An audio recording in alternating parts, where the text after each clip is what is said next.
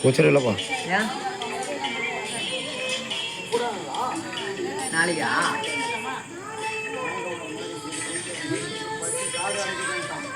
ஏன்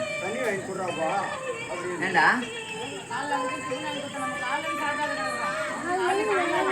ஏண்டா ஏன்